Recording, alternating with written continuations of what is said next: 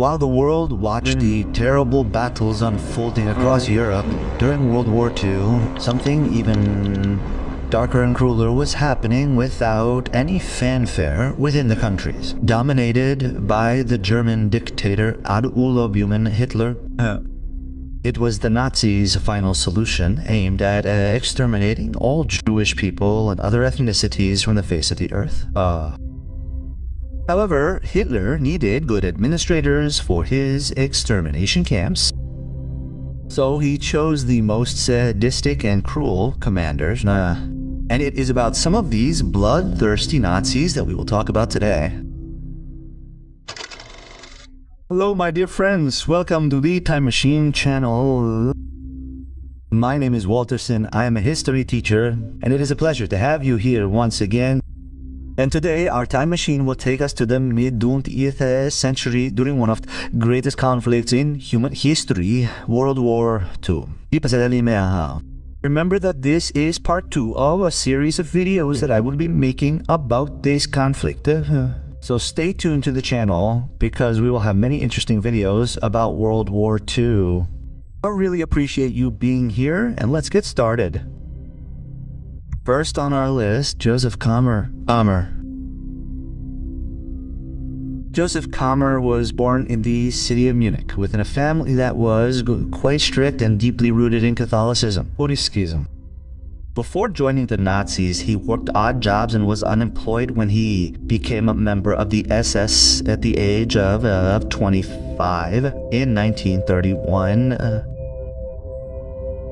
From then on, Kammer trained as a guard and received his first assignment in 1934 in Dahlem, being quickly promoted in the subsequent camps of Sausen and Mauthausen and Auschwitz. However, he would gain true experience in commanding concentration camps in Auschwitz by closely observing Rudolf's meticulous administration. Per colonel, he oversaw, among other things, the murder of 400,000 Hungarian Jews. Witnesses claimed that he actively participated in the selection on the railway ramp, deciding on the life and death of those arriving at the camp, sometimes personally murdering prisoners with his weapon, Aru. Survivor Olga Lengel, a writer who survived Auschwitz Re-Heisfitz, recalled that Kammer crushed a female prisoner's skull with a piece of wood. This happened during a selection process at the women's camp because she sneezed while he was speaking. Training with Hesley earned him a promotion to manager, quickly climbing to the position of camp commander. Kammer was then sent to command camps in France after a few months serving at Auschwitz-Benal. In December 1944, Kammer returned to Germany, being assigned to command the Bergen-Belsen-Camp Waterloo, where approximately 15,000 people were held at the Tatenobash time. Conditions in the camp were horrific. There was a shortage of food and no medicine, which in itself caused many deaths as epidemics of typhus and diphtheria raged among the prisoners, who also died of thirst even though the camp was only 400 meters from a river. Mistreatment and constant beatings were also common and caused the death of many prisoners daily. Kammer felt very pleased to carry out the brutal tasks of executioner in these cases. For these reasons, between 200 and 300 people died daily in Belsen. In the last weeks of his activity, Kammer learned that the Allies were approaching Belsenton, but perhaps hoping that the Allies would understand his legacy of horror, he decided to remain instead of fleeing, as the other commanders had done. And the camp would indeed be liberated on April 15, 1945. But Kammer would not make any effort to flee or hide his terrible crimes. He simply surrendered to the British, who were horrified by the grotesque scene of hundreds of people on the verge of death, begging for water and food inside filthy barracks. In the surrounding area, thousands of unburied corpses piled in enormous heaps exuded the terrible stench of death throughout the site, showing British soldiers the brutal result of the actions of the Beast of Bergen Bells, a nickname given by surviving prisoners to Joseph Afriga Ammer. The repression against him and his Belsen team began in September 1945. During interrogation, Kramer admitted to forcing Jews into the gas chambers under Himmler's orders. He also claimed that he could not ignore the orders, but did not consider killing those people a crime. Upon concluding the trial and following a torrent of evidence detailing his crimes against humanity, Kramer was sentenced to death by hanging on November 17, 1945. The execution took place at Hamelin Prison on December 13, 1945. Second on our list is Amangat. Amangat was born on December 11, 1908 in Vienna, Austria. The son of a prosperous publisher in the Austrian capital, he joined the city's Nazi youth group at age 17. Later, in 1931, he became a member of the Austrian Nazi Party. About a year later, he joined the SS, the elite paramilitary corps of the Nazi movement. However, after becoming involved in illegal SS actions in Austria, he decided to flee to Germany. Gott gradually rose through the ranks of the SS, being promoted to second lieutenant in 1941 and joining Operation Einheit, the Nazi campaign to exterminate the Jews of occupied Poland in 1942.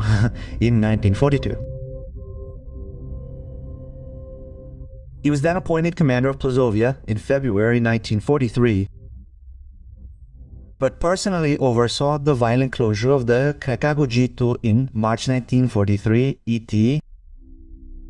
In Plazovia, Gott demonstrated his sadism, killing many prisoners as punishment for minor infractions. From his balcony, he practiced target shooting with his rifle while prisoners moved around the farm to the camp, but according to some accounts, he ordered the execution of his Jewish dog trainer because his German Shepherd dogs trained to kill prisoners were under the trainer's supervision. On another occasion, he shot a 10-year-old boy in the head while he was in the prisoner counting line. This was because the boy, who suffered from diphtheria, had defecated in his pants because he couldn't hold it due to the terrible diarrhea that accompanies the symptoms of the disease. That also combined corruption with cruelty, selling much of the rations intended for his prisoners on the black market. Some of his terrible actions were portrayed in the award-winning film Schindler's List by filmmaker Steven Spielberg Mukau. In the film, which narrates the true story of Oskar Schindler, Amangat is brilliantly portrayed by British actor Half Fiennes. In September 1944, Gott was arrested by the SS itself, accused of extreme brutality and corruption, and remained detained in Brazil until October of that year. After being diagnosed with diabetes, he was sent to an SS sanatorium in Bad to Germany, where he was arrested by American troops in early 1945. The Americans handed him over to the restored Polish government, and they tried him for war crimes and crimes against humanity, primarily for the murder of over 10,000 people in the Plazovia and Sabine camps and the Krakow and internal ghettos. Gott's defense was that he was only following orders. After a brief trial, Amangat was sentenced to death on September 5th, 1946 and hanged on September 13th, 1946. Number 1 on our list, Otto. Otto was born on March 4th, 1915 in the town of Renchen, Hamburg. Coming from a humble family, he initially worked as a gardener, However, the rise of the Nazi Party and the expansion of the SS opened the way for ordinary men who desired power, status, and a sense of belonging. In 1935, Moll joined the SS Schutzstaffel, the regime's elite force. And from then on, his life took a sinister turn. With the start of World War II, Moll was assigned to work in concentration camps and quickly became known for his brutality. In 1941, he was transferred to Auschwitz, where he served as head of the crematoria and mass graves, a position that placed him directly at the heart of the genocide. He was not a distant bureaucrat, quite the contrary. Witnesses and survivors described him as a sadist, someone who took pride in his efficiency in killing. He personally supervised the operation of Crematoria 2, 3, 4, and 5 and coordinated the work of the Sonderkommandos, groups of Jewish prisoners forced to operate in the gas chambers and crematorium ovens and Krema Goshi Asai. During the months of 1944, when dozens of Hungarian Jews were deported to Auschwitz, Moll displayed the height of his cruelty. He organized open-air bonfires when the crematoria couldn't cope with the number of bodies.